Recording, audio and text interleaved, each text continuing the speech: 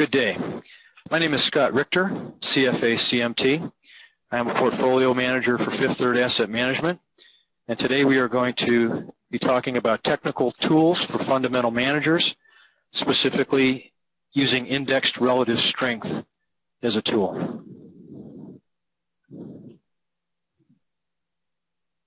Let's talk about when one would use indexed relative strength. Well, first of all, one would use indexed relative strength to support fundamental work in the portfolio stock selection process. Whether you're a growth manager, a hedge fund, a value manager, if you've answered the question of what securities look attractive to you, this tool can be helpful. It can help you narrow your choices by picking stocks in a sector or an industry. It can help you avoid underperformers, and it also supports position size decisions to add or reduce positions or how much one would want to overweight or underweight versus a benchmark. Let's jump to a real-time example. This is an actual case example from the summer of 2010. I was charged with taking positions in a particular industry group, and our fundamental work suggested that the following three securities, Green Machine, True Blue, and Red Dog, were three securities that we should look at. As you can see in the relative performance, Red Dog year-to-date had underperformed, True Blue was a slight laggard, and Green Machine was actually positive, notwithstanding the summer decline in the market.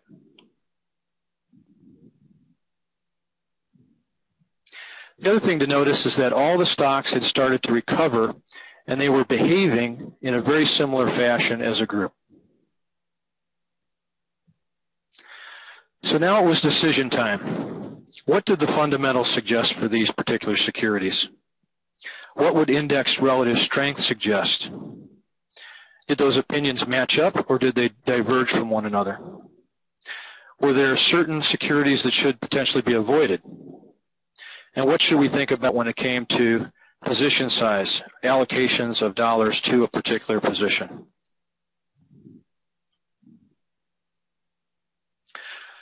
Well, here's the chart again of our decision point on July 12th.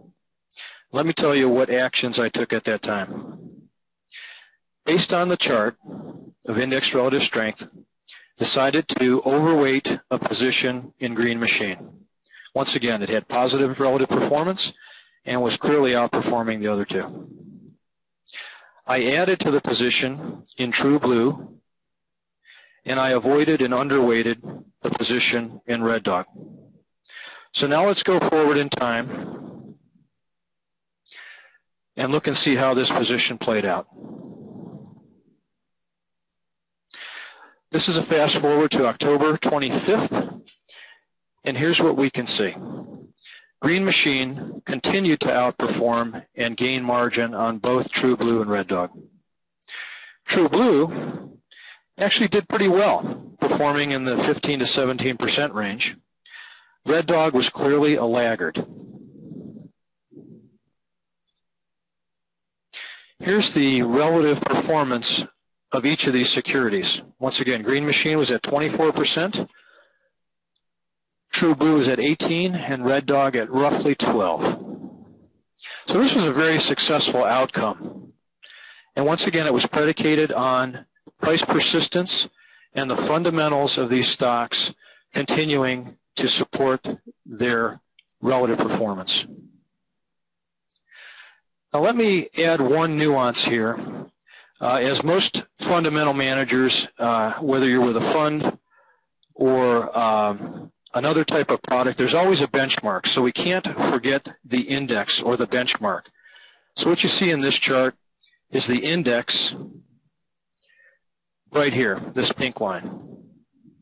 It's very important that we add that line once we work with relative strength, index relative strength. And we'll talk about why. Here's a chart that shows the relative performance with the index benchmarked at 0. So each one of these securities is now shown against the benchmark. You can really start to see the outperformance that occurred from May 25th to October 25th. Green Machine, as we knew, outperformed, so did True Blue, with Red Dog lagging. What's interesting here, though, right in this September timeframe, is that we got a little bit of a confirmation that Green Machine and True Blue were going to continue to outperform as they started to turn up much before Red Dog did. So that's another advantage of being able to superimpose the index on your selections. Here's the absolute performance when compared to the benchmark. You can see that True Blue was almost 3 times the performer that Red Dog was, and Green Machine was nearly 5 times. Once again, this is a very successful outcome. So now let's talk about caveats and risk management with indexed relative strength. First of all, there are no guarantees. Just like any technical method or fundamental method, there are no guarantees as to your success with this. Number 2, this method is not successful or as successful used in isolation. Continue to use your fundamentals and use this as an additional tool to gain an edge. Thirdly, remember that this is a dynamic, living, breathing situation, and those type of situations require your constant review and monitoring. It's not something that you can leave by itself and hope that it's going to stay right. Lastly, be mindful of your risk management plan. Always have a plan B should the position or the trade go against you. Let's wrap up and say this. Indexed relative strength can be very helpful when used with fundamental analysis.